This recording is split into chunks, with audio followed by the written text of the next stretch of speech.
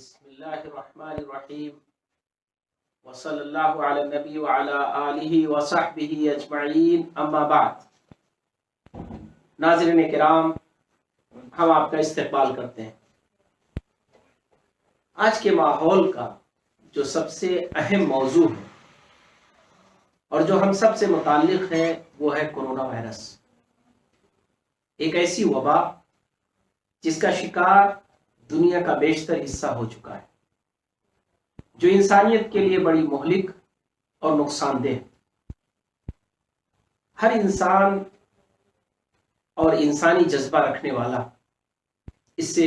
بڑا متاثر ہے اور تکلیف میں مبتلا ہوا ہے۔ انسانی جانیں جا رہی ہیں، مالی نقصان ہو رہا ہے، کاروبار تباہ ہو رہے ہیں، بہت قسم کی پریشانیاں، مصیبتیں اور آفتیں اس کی وجہ سے انسانی آبادی پر ہیں۔ اور سب سے بڑی مصیبت یہ ہے کہ اس کا ابھی کوئی متعین علاج سامنے نہیں آیا ہے۔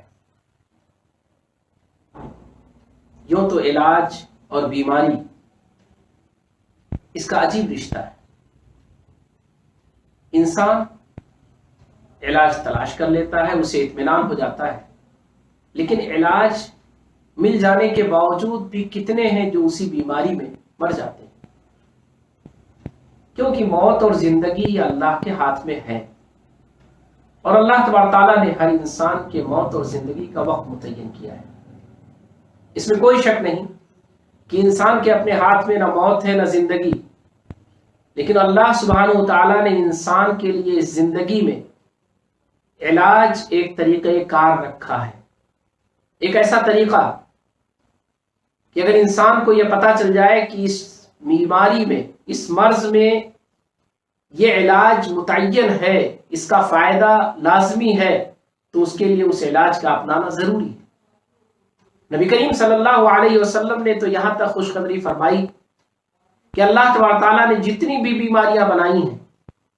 ان سب کا علاج بھی اس دنیا میں رکھا ہے۔ ہمیں تلاش کرنا چاہیے اور دیکھنا چاہیے، اور یہ ہمارے تحقیق کا موضوع ہے، سائنسدانوں کا موضوع ہے، حکماء اور فلاسفر کا موضوع ہے کہ علاج کو تلاش کریں تاکہ بیماریوں میں شفا یابی مل سکے۔ بڑے بڑے اطباء، علاج کو تلاش کرنے والے، جن کے کارناموں سے دنیا بھری پڑی ہے، انہوں نے بہت اچھے انداز میں، بڑی محنت اور جانفشانی کے ساتھ مرض کی تشخیص کی اور اس کا علاج طے کیا اور انسانوں کو اس سے فائدہ پہنچایا۔ یہ انسان اللہ سبحانہ و تعالیٰ نے بیماری اس کے لیے ایک متعین راہ رکھی ہے، یعنی دنیا میں انسان آیا ہے تو اسے بیمار ہونا ہوگا، دنیا میں انسان آیا ہے تو اسے پریشانیاں جھیلنی پڑیں گی۔ یہ اس کائنات کا ایک سسٹم ہے جس سے انسان مانوس ہے اور متعارف ہے، یہ کوئی نئی بات نہیں ہے۔ لیکن وہ بیماری جو وبا کی شکل اختیار کر لے، جو انسانی آبادی میں پھیلتی چلی جائے اور ہزاروں لوگ جس کے لقمہ بنتے ہوئے نظر آئے، یہ وہ بیماری ہے جس کو وبائی بیماری کہتے ہیں۔ ایک ایسی بیماری جو پوری دنیا میں پھیل جائے یا کسی علاقے میں پھیل جائے۔ آج یہ بیماری جو کرونا وائرس کی شکل میں ہے، یورپ میں بھی ہے، ایشیا میں بھی ہے، افریقہ میں بھی ہے اور امریکہ میں بھی ہے۔ ہر قوم اس سے متاثر ہے، ہر خطہ اس سے متاثر ہے، سرد اور گرم دونوں علاقے اس سے متاثر ہیں، ترقی یافتہ اور ترقی پذیر ممالک دونوں اس سے متاثر ہیں، غریب بھی اس سے متاثر ہے اور امیر بھی اس سے متاثر ہے۔ اس کرونا وائرس کے پس منظر میں آئیے آج ہم اپنی اس نشست میں جاننے کی کوشش کریں گے کہ علماء امت کی اس میں کیا ذمہ داری ہے۔ علماء یعنی مذہبی رہنما، خصوصاً علماء کا لفظ اسلام کے جانکاروں، اسلام کو سمجھنے والوں، اسلام کی تشریح کرنے والوں، اسلام کا علم رکھنے والوں کے لیے استعمال کیا جاتا ہے۔ وہ لوگ جو خصوصی طور پر اسلام اور شریعت اسلام کا علم حاصل کرتے ہیں، اسے سمجھتے ہیں اور جانتے ہیں اور اس کی تشریح کرتے ہیں اور اپنا وقت لگاتے ہیں اسے جاننے اور سمجھنے پر۔ علماء کرام جو قرآن اور حدیث کو پڑھتے ہیں، فقہ اسلامی کی تعلیم حاصل کرتے ہیں اور اس کے بعد وہ اس فریضے کو انجام دینے کے لیے اپنے آپ کو تیار کرتے ہیں۔ یہ ایک خانہ ہے، یہ ایک گریڈ ہے، یہ ایک مقام ہے، یہ ایک ڈگری ہے، یہ ایک صلاحیت ہے جس کی بنیاد پر انہیں عالم دین کہا جاتا ہے، علماء کرام کہا جاتا ہے۔ علماء کرام بنیادی طور پر ان کا دائرہ کار آج کی دنیا میں امت مسلمہ کے پس منظر میں اور سماج اور سوسائٹی کے پس منظر میں، ملکوں اور قوموں کے پس منظر میں ان کا جو دائرہ کار ہے وہ یہ کہ ہر مسئلے میں شریعت کیا چاہتی ہے، شریعت اسلامیہ کا کیا موقف ہے، اسلام کے نقطۂ نظر سے کیا کچھ کرنا چاہیے، جو مسئلہ درپیش ہے اس میں ایک مسلمان کو کیا کرنا چاہیے، یہ کون بتلائے گا؟ عالم دین۔ عالم دین، اسے دین کا علم ہے، اس بنیاد پر وہ رہنمائی کرے گا مسلمان کی،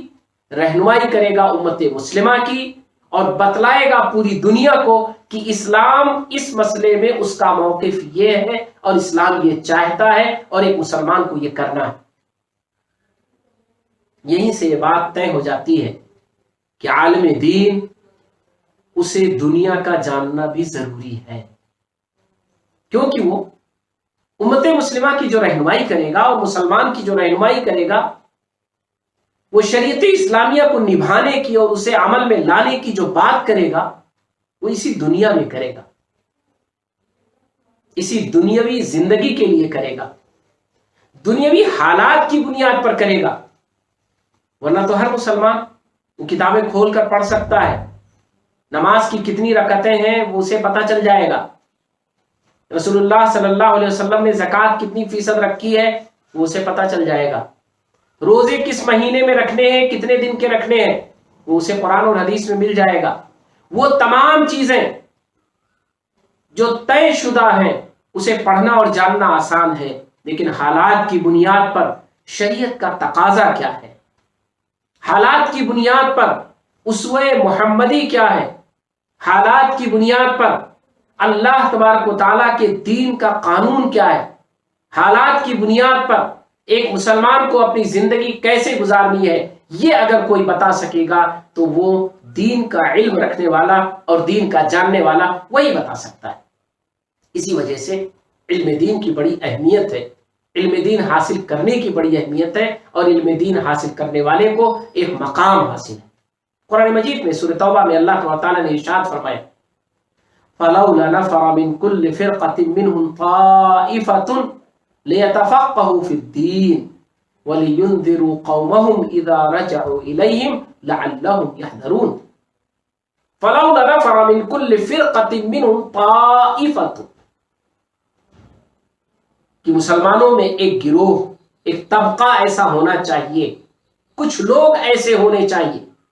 جو صرف اور صرف علم دین کو حاصل کرنے کے لیے اپنے آپ کو الگ کر لے۔ انہیں اگر اپنی جگہ چھوڑنی پڑے، اپنا گھر چھوڑنا پڑے، اپنا شہر چھوڑنا پڑے، اپنے آرام اور آشائش کو چھوڑنا پڑے تو بھی چھوڑ دے،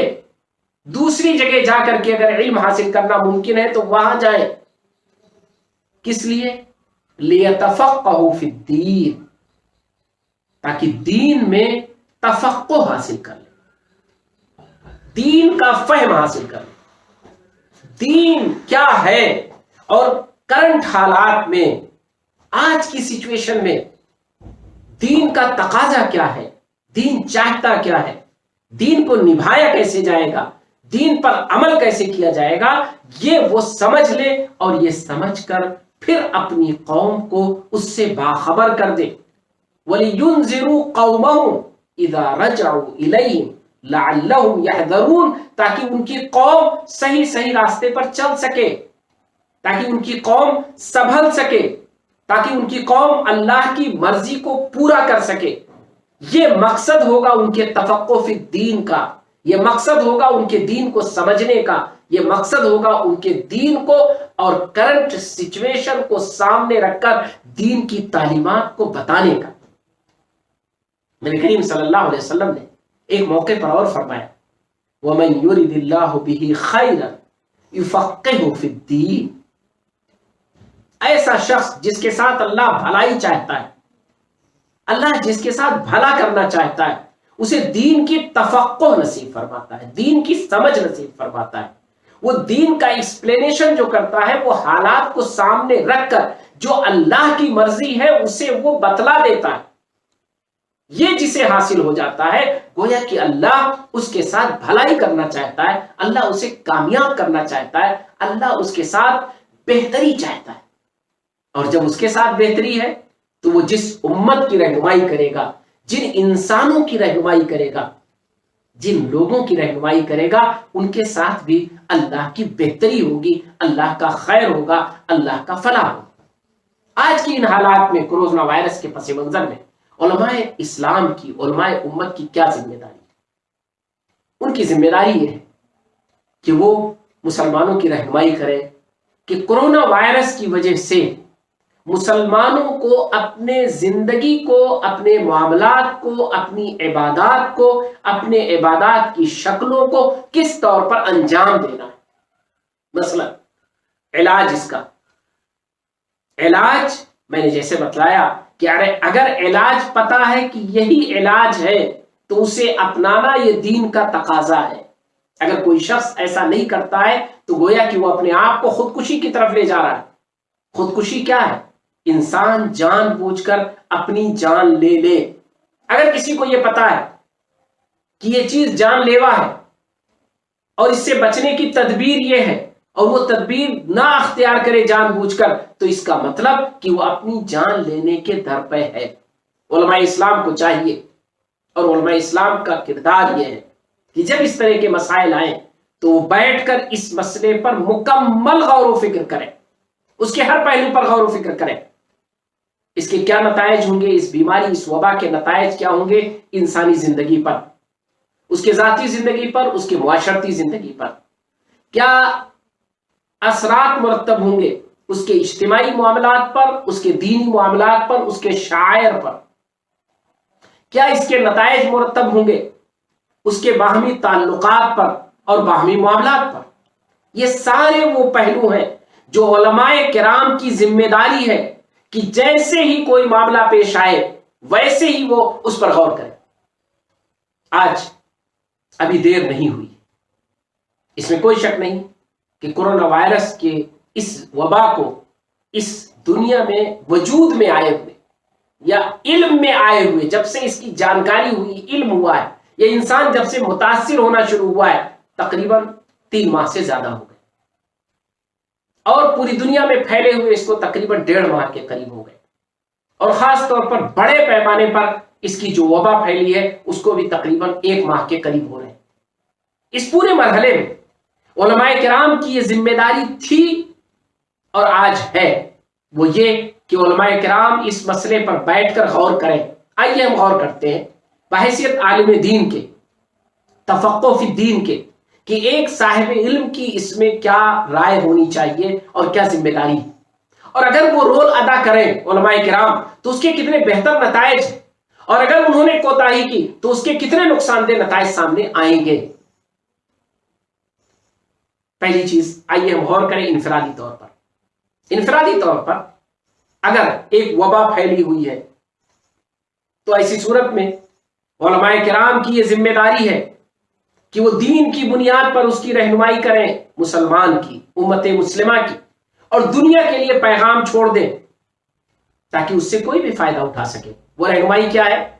کہ انسان کو اپنی حفاظت کرنا اس کی ذمہ داری ہے۔ شریعت میں 5 چیزوں کی حفاظت اور 5 چیزوں کو نقصان سے بچانا یہ انسان کا پہلا فرض ہے، پہلا فریضہ ہے۔ انسان کو اپنے جان کی حفاظت کرنا، اپنے مال کی حفاظت کرنا، اپنی عزت کی حفاظت کرنا، یہ انسان کا بنیادی حق ہے اور اس کی ذمہ داری۔ اگر انسان اسے نہیں کرتا ہے تو اس کا مطلب کہ انسان لاپرواہ ہے، مجرم ہے۔ تو بحیثیت علماء کرام کو چاہیے کہ پہلے اس پہلو پر گفتگو کریں اور امت مسلمہ میں یہ احساس پیدا کریں کہ تمہیں اپنی حفاظت کرنا، ہر انسان کو اس وبا کے ماحول میں اپنی حفاظت کرنا، یہ اس کی ذمہ داری ہے۔ حفاظت کا طریقہ کیا ہوگا؟ اس کے لیے علماء کرام کو کرنٹ سچویشن دیکھنا ہوگا، حالات دیکھنے ہوں گے۔ طے بات ہے، علماء کرام ان کی ذمہ داری یہ ہے کہ علماء اطباء سے، میڈیسن جاننے والوں سے، ماحول اور ماحولیات کے ماہرین سے، اس وبا کے ماہرین سے رابطہ قائم کریں، ان کی چیزوں کو پڑھیں اور جانیں، یہ ان کی ذمہ داری ہے۔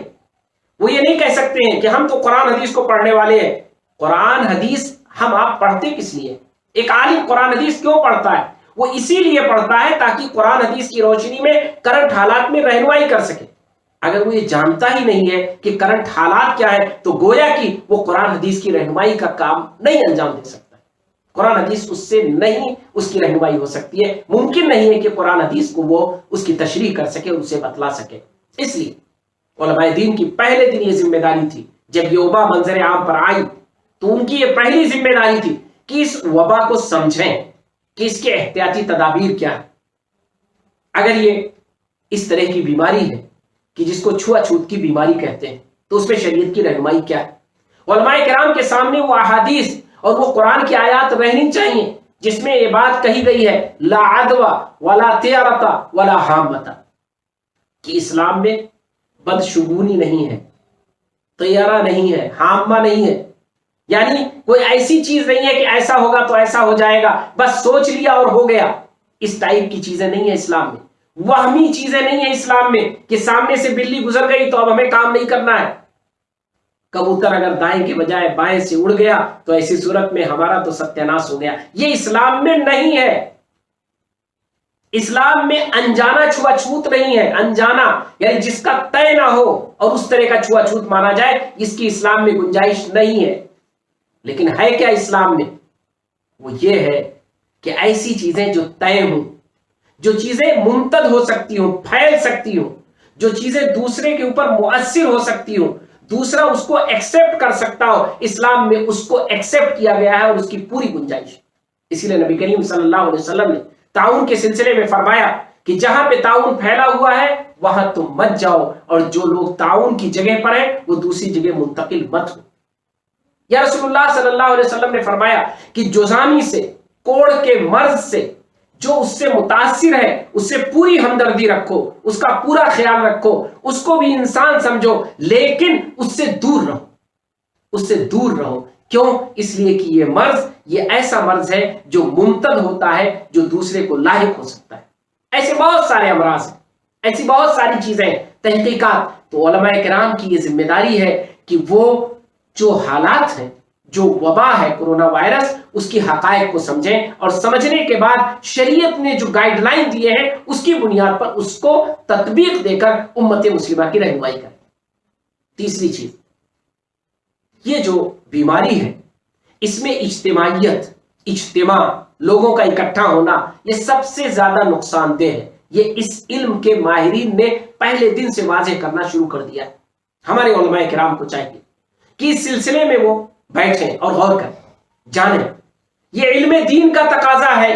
کہ ایک مسئلہ جو اتنا سنگین ہے انسانی زندگی کے لیے، ایک مسئلہ جو اتنا بڑا ہے انسانی سماج کے لیے، ایک مسئلہ جو اتنا بڑا ہے امت مسلمہ کے لیے، آخر علماء کرام امت مسلمہ کی اس میں رہنمائی کیوں نہیں کریں گے؟ کرنا ہے، وہی تو اس کا حق رکھتے ہیں، انہی کو تو ذمہ داری ہے۔ انہیں چاہیے کہ اس سلسلے میں رسول اللہ صلی اللہ علیہ وسلم کے زندگی کے بے شمار واقعات کو پڑھیں کہ نبی کریم صلی اللہ علیہ وسلم نے کس انداز میں چیزوں کو متعین فرمایا تھا۔ نبی کریم صلی اللہ علیہ وسلم نے ایسے ماحول میں جبکہ سخت بارش ہو، کیچڑ کا ماحول ہو، یا اور بھی ایسے ماحول میں جب ایک نابینا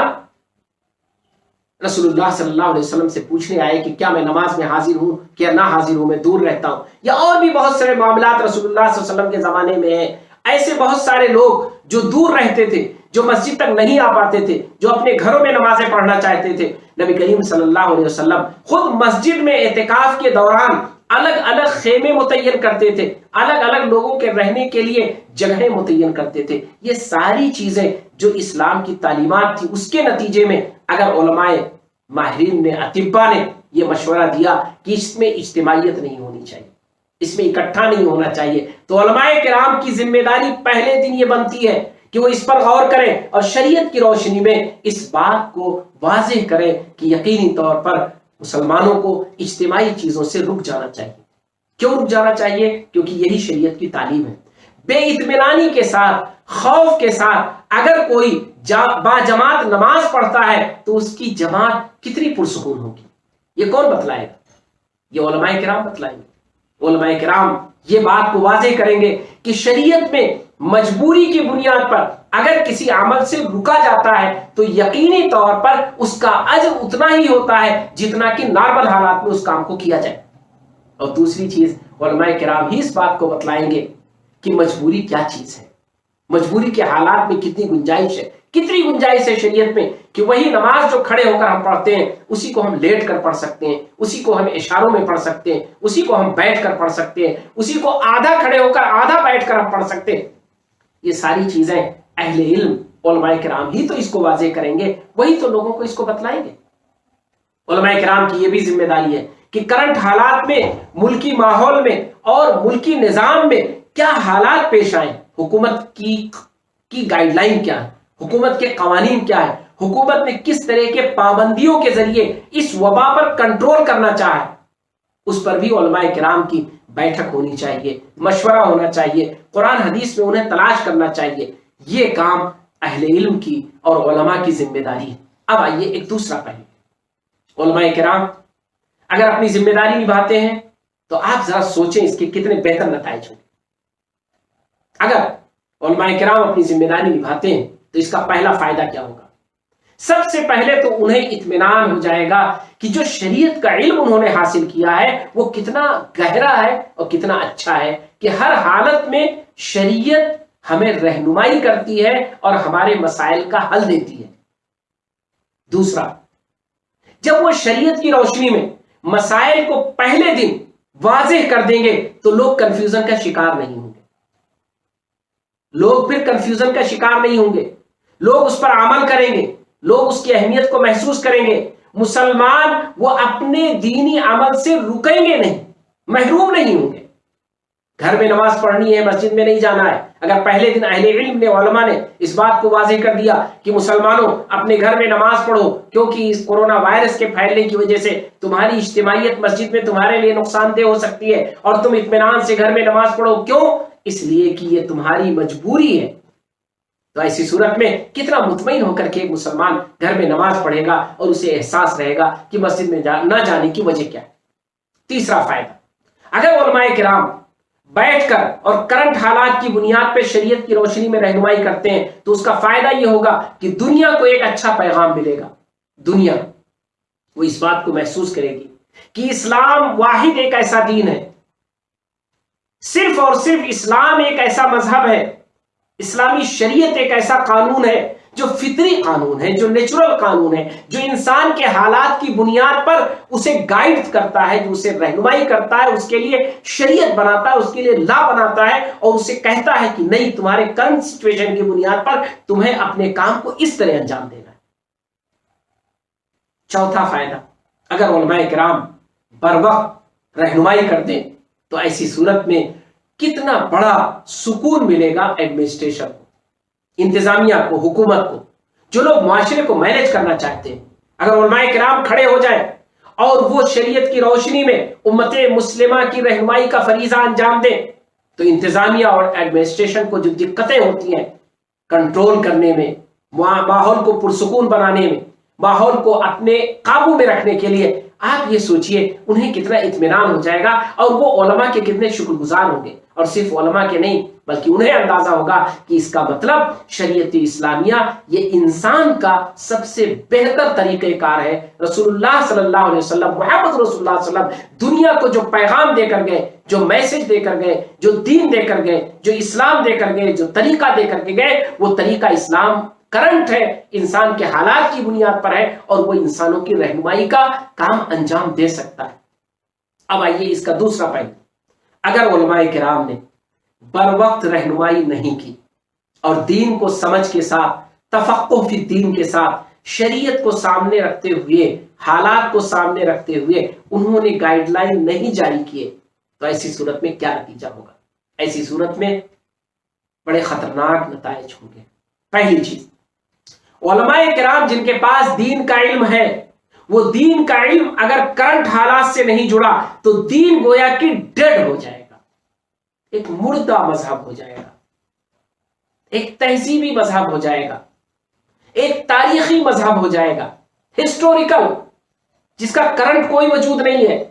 تاریخ ہے جس کی، لوگ کہیں گے بہت شاندار مذہب، بڑی اچھی تعلیمات، لیکن کرنٹ کیا ہے اس کا؟ حالات کی بنیاد پر وہ کیسے گائیڈ کرے گا، یہ نہیں سامنے آ پائے گا۔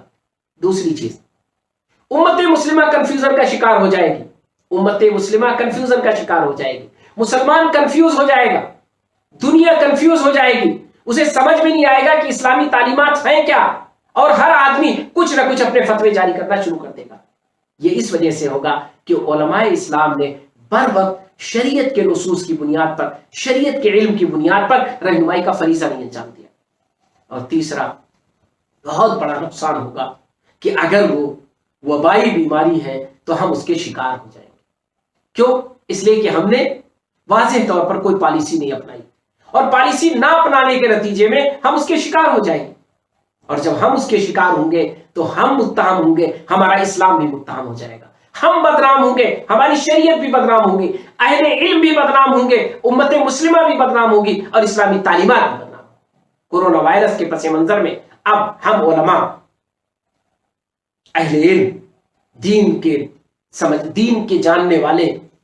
وہ اب غور کریں کہ انہوں نے اس مسئلے پر کیا اپنی ذمہ داری ادا کی ہے؟ کیا واقعتاً انہوں نے اس مرض کے اس دنیا میں آنے کے بعد یہ غور کیا کہ اس مرض کے تعلق سے امت مسلمہ کا رخ کیا ہونا چاہیے، ایک انسان کا رخ کیا ہونا چاہیے، اہل علم کا رخ کیا ہونا چاہیے، اور ان کے دینی معاملات، ان کے اخلاقی معاملات، ان کے شاعر دین وہ کیسے ادا ہوں گے اور کس طرح ادا کیے جائیں گے؟ اگر ہم نے یہ کام کیا ہے تو بہت اچھا، لیکن صحیح معنوں میں اس کام کے کرنے میں ہم سے بہت کچھ کوتاہیاں ہوئی ہیں۔ اہل علم ہی وہ اس امت کا چراغ ہے، اس امت کا تاج ہے، انہیں چاہیے کہ اپنی سربراہی کو، اپنی نمائندگی کو مضبوط کریں، آگے بڑھائیں، انشاءاللہ امت ان کے ساتھ اٹھ کھڑی ہوگی اور امت مسلمہ ان کا ساتھ دے گی۔ اللہ تعالیٰ سے دعا ہے کہ اہل علم کی زندگیوں میں برکت نصیب فرمائے، اہل علم کو بر وقت رہنمائی کی توفیق عطا فرمائے۔ اسلام وہ ہمیشہ کے لیے ہے، ہمیشہ رہے گا، اس کی تعلیمات ہر آن ہر لمحہ اتنا ہی زندہ ہے، اتنا ہی ایکٹیو ہے جو کہ پہلے تھیں۔ اللہ تعالیٰ ان سے ہم کو اور ساری انسانیت کو محفوظ فرمائے۔